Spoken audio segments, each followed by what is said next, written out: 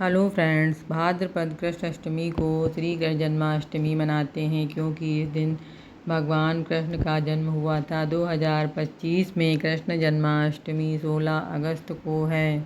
इस तिथि को घनघोर अंधेरी रात को रोहिणी नक्षत्र में मथुरा के कारागार में वसुदेव की पत्नी देवकी ने भगवान कृष्ण को जन्म दिया था। यह तिथि उसी शुभ घड़ी की याद दिलाती है और सारे देश में बड़ी धूमधाम से कृष्ण जन्माष्टमी मनाई जाती है। जन्माष्टमी के दिन भगवान श्री कृष्ण की जन्म संबंधी कथाएं भी सुनते और सुनाते हैं। द्वापर युग में भोजवंशी राजा उग्रसेन मथुरा में राज्य करते थे। उनके आतताई पुत्र कंस ने उसे गद्दी से उतार दिया और स्वयं मथुरा का राजा बन गया। कंस की एक बहन देवकी थी जिसका विवाह वासुदेव नामक यदुवंशी सरदार से हुआ था। एक समय कंस अपनी बहन देवकी को उसकी ससुराल पहुंचाने जा रहा था। रास्ते में आकाशवाणी हुई, हे कंस, जिस देवकी को तू बड़े प्रेम से ले जा रहा है उसी में तेरा काल बसता है। इसी के गर्भ से उत्पन्न 8वां बालक तेरा वध करेगा। यह सुनकर कंस वसुदेव को मारने के लिए अग्रसर हो उठा। तब देवकी ने उससे विनय पूर्वक कहा कि मेरे गर्भ से जो भी संतान उत्पन्न होगी वह मैं तुम्हें दे दूंगी।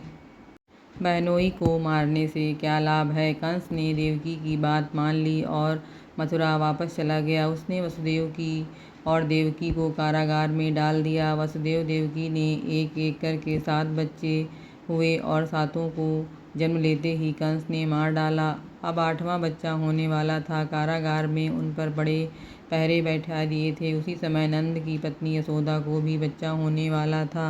उन्होंने वसुदेव देवकी के दुखी जीवन को देख 8वें बच्चे की रक्षा का उपाय रचा। जिस समय वसुदेव देवकी को पुत्र पैदा हुए उसी समय संयोग से यशोदा के गर्भ से एक कन्या का जन्म हुआ जो और कुछ नहीं सिर्फ माया थी। जिस कोठरी में देवकी वासुदेव कैद थे उसमें अचानक उजाला हो गया और उसके सामने शंख चक्र गदा पद्य धारण किए हुए चतुर्भुज भगवान प्रकट हुए। दोनों भगवान के चरणों में गिर पड़े। तब भगवान ने उनसे कहा, अब मैं पुनः नवजात शिशु का रूप धारण कर लेता हूँ। तुम मुझे इसी तरह अपने मित्र नंद जी के घर वृंदावन में भेज आओ और उनके यहाँ जो कन्या जन्मी है उसे लाकर कंस के हवाले कर दो। इस समय वातावरण अनुकूल नहीं है, फिर भी तुम चिंता ना करो, जागते हुए पहरेदार सो जाएंगे।